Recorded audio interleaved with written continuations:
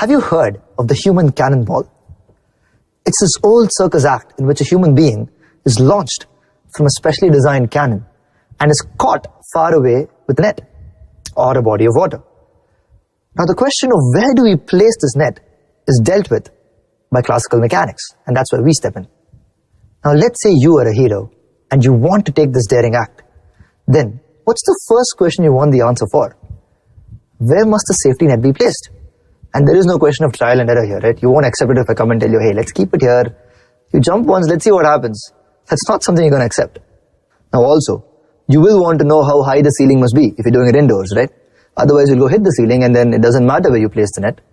So you want to know that as well. And if you're a pessimist, and if you decide that these are the last few moments of your life, you will want to know how many such moments exist. In other words, how long will you be there, flying, waiting for yourself to land in the net? Now, how do we answer these questions? What's in our control? The angle at which you can throw and the speed at which you can throw, u and theta. Now, these questions take only a few minutes to answer. Once you understand this, it'll take you less than a minute to derive the answers to all these questions. And we'll prove that to you at the end of this video. Let's solve the pessimist question first, which is, how long do you have to stay in the air, the time? Now, when I was thinking about what would be the easiest way to explain this or visualize this, right? Because I know we have to visualize it as two separate components. But how do we do this? Why are we so stuck up with this side view of a projectile? What other way can we look at the same thing? What would happen if instead of this view, we were to fly up and look at the same ball being thrown from the top? What would that look like?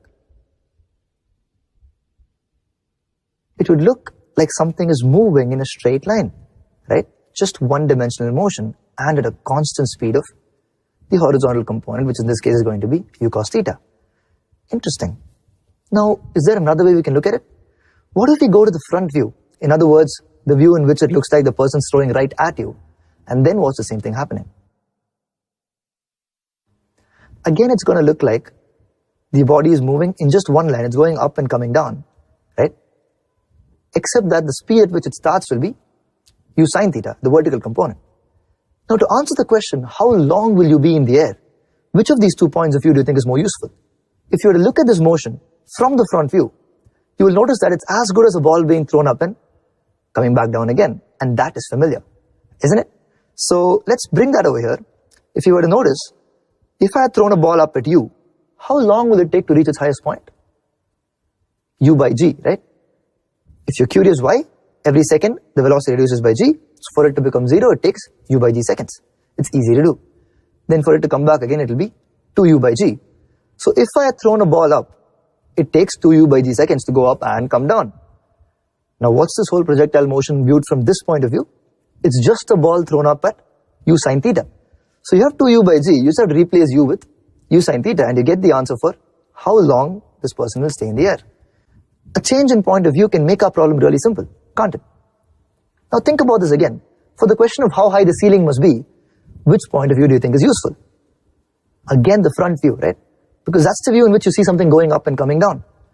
So again, in our 1D motion, we knew this, right? If you throw a ball up at u, how high will it go? U square by 2g. It'll take you exactly 5 seconds to derive it using v square minus u square equals 2as. You can do it if you want to. So you have u square by 2g. That's if the ball is thrown up at u. But what's the ball thrown up over here? U sin theta. So you just replace again u with u sin theta. You get u sin theta the whole square by 2g.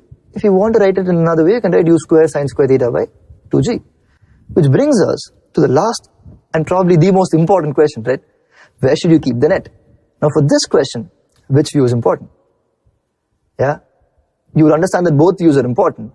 But if you take the top view now, so if you tilt it, and if you're able to see the motion, uniform motion along a line, all you're trying to find out is how far on this line should you place the net, right?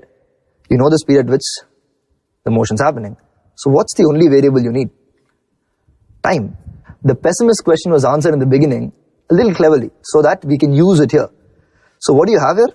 Some distance that you must keep the net at. You need that distance. You have the velocity. You have the time. This is an 8th standard question, okay? Find the distance given the velocity and the time because it's uniform motion. So what's your velocity? U cos theta. What's your time? You already have it, right? U sin theta by g, twice of that, so 2u sin theta by g for it to go up and come down. So you have the time, you have the velocity. Your answer is going to be just the product of this. Now we can rearrange this, okay, to make it look different. And you'll notice why we're doing that in the next video. So we'll do that over here.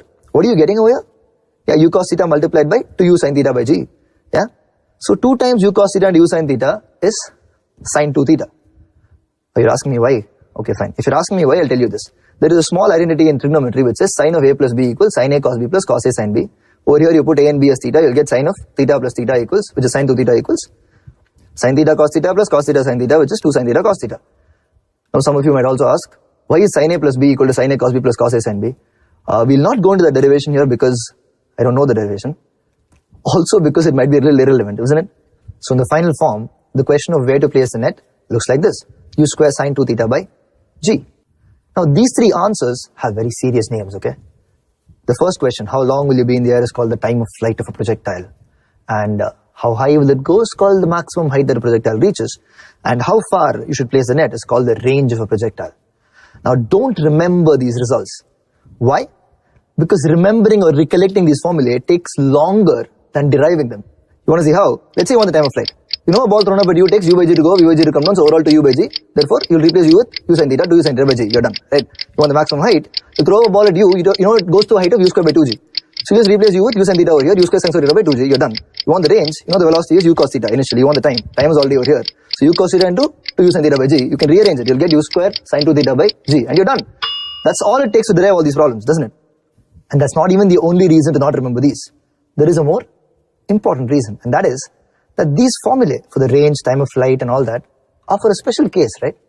Where you're throwing and catching at the same height. So when you call this the range of a projectile, you're not mentioning for the special case of a projectile that was thrown and caught at the same height. And in most good exams, you will not have a problem which expects you to just plug in a well-known formula and get the answer.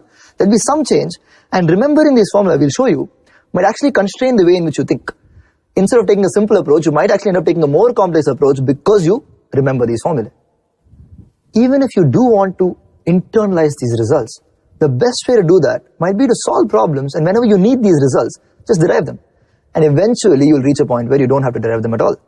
I tried what you said, but it didn't work with calculus. Oh yeah, except for those special cases where the derivations are really, really long, okay? Calculus might be a good example. There remembering might help.